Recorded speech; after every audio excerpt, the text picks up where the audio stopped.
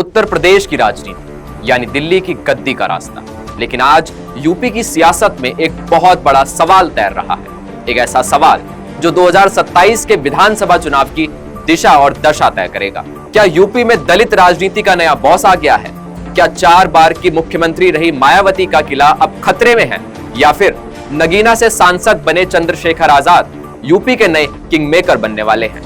ये लड़ाई सिर्फ 2 नेताओं की नहीं है, ये लड़ाई है यूपी के 21% दलित वोट बैंक पर अपना एकाधिकार साबित करने की। एक तरफ है दशकों का अनुभव, बहन जी का सियासी रसूख, और दूसरी तरफ है युवाओं का जोश, सड़कों पर संघर्ष करने वाला एक नया चेहरा। आज के इस स्पेशल शो में हम खोलेंगे यूपी की राजनीति का वो पन्ना जिसे देखकर आपको पूरा खेल समझ आएगा, और आखिर कौन लखनऊ के सिंहासन पर 2027 में जीत का परचम लहराएगा। कहानी को समझने के लिए चलिए थोड़ा पीछे चलते हैं। एक दौर था जब काशीराम के बाद मायावती ने दलित समाज को सत्ता के शीर्ष पर पहुंचाया। 2007 में अपने दम पर पूर्ण बहुमत की सरकार बनाई, लेकिन वक्त बदला और धीरे धीरे बसपा का ग्राफ नीचे गिरता गया। 2024 के लोकसभा चुनाव में बसपा का खाता तक नहीं खुला, वोट शेयर घटकर करीब 9% पर आ गया। और ठीक इसी दौरान पश्चिमी यूपी की एक सीट नगीना पर एक बहुत बड़ा धमाका होता है। बिना किसी बड़े गठबंधन के चंद्रशेखर आजाद चुनाव जीत जाते हैं। बस यहीं से यूपी की दलित राजनीति की हवा बदल गई। जो युवा कभी बसपा के झंडे लेकर दौड़ते थे, वो आज चंद्रशेखर की आजाद समाज पार्टी के बूथ कमेटियों में नजर आ रहे हैं। अब बात करते हैं असली खेल की, यानी नंबर गेम। यूपी की 403 विधानसभा सीटों में से 86 सीटें आरक्षित यानी रिजर्व सीटें हैं, और इसके अलावा करीब 100 से ज्यादा सीटें ऐसी हैं जहां दलित वोटर्स हार और जीत का फासला तय करते हैं। यानी जिस नेता के पीछे दलित समाज खड़ा हो गया, लखनऊ की गद्दी पर उसका सिक्का चलेगा। अब तक ये वोट बैंक मायावती की सबसे बड़ी ताकत था, लेकिन अब चंद्रशेखर आजाद ने मेरठ से लेकर चंदौली तक अपने पैर पसारने शुरू कर दिए हैं। आजाद समाज पार्टी के कार्यकर्ता हर जिले में बूथ कमेटियां बना रहे हैं, घोषणा पत्र की बैठकें कर रहे हैं, यानी वो सीधे मायावती के कोर वोटर में सेंध लगा रहे हैं। लेकिन ठहरिए, क्या आपको लगता है कि मायावती इतनी आसानी से अपनी जमीन छोड़ देंगी? बिल्कुल नहीं। मायावती ने चंद्रशेखर के इस उभार को बहुत पहले ही भांप लिया था, और इसीलिए उन्होंने चला अपना सबसे बड़ा कार्ड, आकाश आनंद। मायावती ने अपने भतीजे आकाश आनंद को बसपा का नेशनल कोऑर्डिनेटर बनाया। साफ निर्देश दिए गए, युवाओं को पार्टी से जोड़ो। मायावती की रणनीति बहुत साफ है, चंद्रशेखर युवाओं के बीच लोकप्रिय हो रहे हैं, तो उसका मुकाबला सिर्फ एक युवा ही कर सकता है।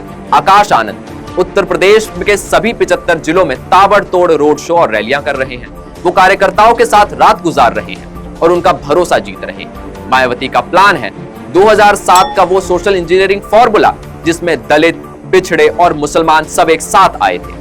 आकाश आनंद इसी फॉर्मूले को दोबारा जिंदा करने में जुटे हुए हैं। दूसरी तरफ चंद्रशेखर आजाद जमीन पर पसीना बहा रहे।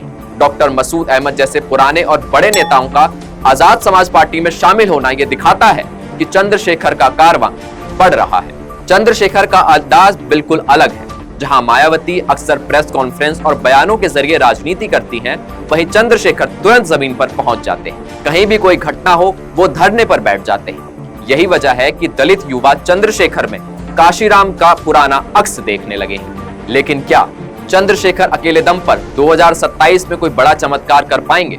आइए जानते हैं ONOG news editor in chief के इस पर क्या राय है। जी बिल्कुल अभिषेक, जो आप सवाल पूछ रहे हैं उसे मैं कुछ दिखा करके बताना चाह रहा हूँ। मेरे पीछे बारिश की बूंदें लगातार बरस रही हैं। ये उत्तर प्रदेश का नोएडा शहर है, जहाँ बारिश जो है भले ही ठंडक महसूस करवा रहा हो, लेकिन उत्तर प्रदेश की जो सियासत है उसकी तपिश अभी भी बरकरार है। और जो सवाल आप पूछ रहे हैं कि क्या चंद्रशेखर जो है अकेले दम पर कुछ कर पाएंगे, तो अभी कहना बहुत जल्दबाजी होगा, क्योंकि 2027 के चुनाव में ऐसा कुछ नहीं होने जा रहा है कि चंद्रशेखर जो है बाहुबली बन जाए। बाहुबली यूं क्योंकि अगर पूरे उत्तर प्रदेश की रूपरेखा देखें तो करीब 403 विधानसभा सीट है, 80 लोकसभा सीट है। हर सीट पर या हर जिले में अभी चंद्रशेखर की जो ताकत है वो दिखाई नहीं पड़ती। अगर पूरे ऑन एन एवरेज कहें उत्तर प्रदेश की बात करें तो 1 से 2% वोट चंद्रशेखर के हाथ में जाता है। लेकिन हाँ, हमें पश्चिमी यूपी बिल्कुल भी नहीं भूलना चाहिए। हमें सहारनपुर, मेरठ, शामली, बागपत इस तरह के जिलों को बिल्कुल नहीं भूलना चाहिए। बिजनौर बिल्कुल भी नहीं भूलना चाहिए। ऐसे जिलों में चंद्रशेखर की ताकत बहुत जबरदस्त है। यहाँ जो वोट बैंक है वो 15% से लेकर के 50% तक है।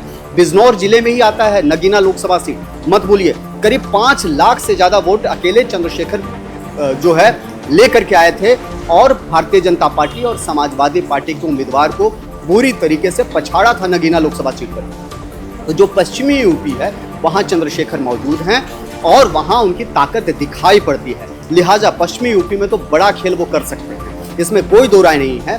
अगर वो इस इलाके में ओवैसी जैसी पार्टियों के साथ अगर वो समझौता कर लेते हैं, कोई सांठगांठ करते हैं और कोई अलायंस बनाते हैं, तो इसका सीधा असर आपको उत्तर प्रदेश की अगले विधानसभा चुनाव में दिखेगा। और हो सकता है कि अकेले सांसद हैं आजाद समाज पार्टी से चंद्रशेखर, लेकिन अगर पश्चिमी यूपी में कुछ बड़ा खेल करते हैं तो हो सकता है कि 2 से 4 विधायक जो हैं वो उत्तर प्रदेश की विधानसभा में आपको चंद्रशेखर आजाद की पार्टी जो है आजाद समाज पार्टी की, वो दिखाई पड़ सकते हैं। लिहाजा अकेले दम पर करना बहुत मुश्किल है उनके लिए, लेकिन सवाल अभी भी वही है कि क्या वो कर पाएंगे? बिल्कुल अकेले दम पर नहीं कर पाएंगे जी। तो आखिरकार बड़ा नेता कौन होगा, मायावती या चंद्रशेखर? जी अभिषेक, आपने बड़ा और बहुत महत्वपूर्ण सवाल पूछा है कि बड़ा नेता कौन, चंद्रशेखर या फिर मायावती। तो मैं आपको बता दूं कि दोनों की तुलना अभी नहीं हो सकती। उसका बड़ा कारण है कि चंद्रशेखर पहली बार चुनाव जीते हैं और लोकसभा में पहुंचे हैं। मायावती 4 बार की मुख्यमंत्री रही हैं उत्तर प्रदेश की। लिहाजा कभी भी कहते हैं राजा भोज और गंगू तेली की तुलना नहीं की जा सकती। मैं सामान्य शब्द इसलिए इस्तेमाल कर रहा हूं ताकि लोगों को समझ में आए, मैं किसी का अपमान नहीं कर रहा। लेकिन जहां तक कद काठी की बात है, ताकत की बात है, आज भी बीएसपी के पास करीब 11 से 15% वोट है पूरे उत्तर प्रदेश में। लेकिन अगर केवल 15% वोट की बात करते हैं तो पश्चिमी यूपी में तो वो ताकत दिखाई पड़ती है चंद्रशेखर की, लेकिन उत्तर प्रदेश के बाकी जिलों में उनकी ताकत नहीं दिखाई पड़ती है। दूसरी बात, एक सबसे इंपॉर्टेंट चीज है कि कांशीराम का जो व्यक्तित्व है वो आज भी मायावती के साथ लोग देख करके चलते हैं, जोड़ करके चलते हैं। लेकिन कांशीराम का जो उत्तराधिकारी है वो चंद्रशेखर नहीं माने जाते, वो मायावती माने जाते हैं। तो स्वाभाविक है कि दलित वोट बैंक का जो एक बड़ा वर्ग है वो आज भी कांशीराम को चाहता है और उनके नाम पर वोट करता है। लिहाजा वो पूरा वोट बैंक जो है रिशफल होकर के मायावती के कोटे में चला जाता है। लिहाजा तुलना नहीं किया जा सकता। दूसरा, महिला नेता है मायावती, 4 बार मुख्यमंत्री रही हैं और दलितों का जबरदस्त नेतृत्व करते आई हैं। तो मायावती को लेकर के आज भी जो जाटव कोर वोट है उनका, उसमें बहुत ताकत दिखता है। मायावती को लेकर के लगाव दिखता है, ऐसा दिखाई पड़ता है कि वो मायावती के लिए जी जान से जुटे हैं, तन मन धन तीनों से। लेकिन ये चीज़ चंद्रशेखर के साथ अभी नजर नहीं आता। हाँ, चंद्रशेखर के साथ एक शैली जो है जो उनको थोड़ा ताकतवर बनाती है, वो है दलित युवा जो हैं उनके नज़र में चंद्रशेखर एक बड़े हीरो के तौर पर नजर आते हैं। लिहाजा तुलनात्मक अध्ययन नहीं किया जा सकता, तुलना नहीं की जा सकती। मायावती का वोट बैंक जो है वो काफ़ी बड़ा है और बड़ा नेतृत्व है, 4 बार की मुख्यमंत्री रही हैं, तो स्वाभाविक है कि मायावती का कद जो है राजनीति में बहुत बड़ा है। चंद्रशेखर उनके सामने अभी बहुत छोटे हैं। लिहाजा बहुत जल्दबाजी ये कहना होगा कि दोनों में कौन बड़ा नेता है। ये साफ है कि मायावती ज़्यादा बड़ी नेता हैं। भले ही उत्तर प्रदेश की विधानसभा में उनके पास केवल 1 सीट हो, लेकिन आज भी 11 से 15% वोट बैंक जो है मायावती के साथ इंटैक्ट है। यूपी की जनता सब देख रही है। वो देख रही है कि कैसे अपने अधिकारों की लड़ाई के लिए नए और पुराने चेहरे आमने सामने हैं। सियासत की इस बिसात पर मोहरे सज चुके हैं और शह मात का खेल शुरू हो चुका है। अब फैसला आपके हाथ में है। आपको क्या लगता है, उत्तर प्रदेश में दलित समाज का असली बड़ा नेता कौन है? मायावती, जिन्होंने दशकों तक इस समाज को सत्ता की मलाई चखाई, या चंद्रशेखर आजाद, जो आज सड़कों पर युवाओं की आवाज बन रहे हैं? क्या आकाश आनंद अपनी बुआ की विरासत को बचा पाएंगे? अपनी राय नीचे कमेंट बॉक्स में जरूर लिखिए।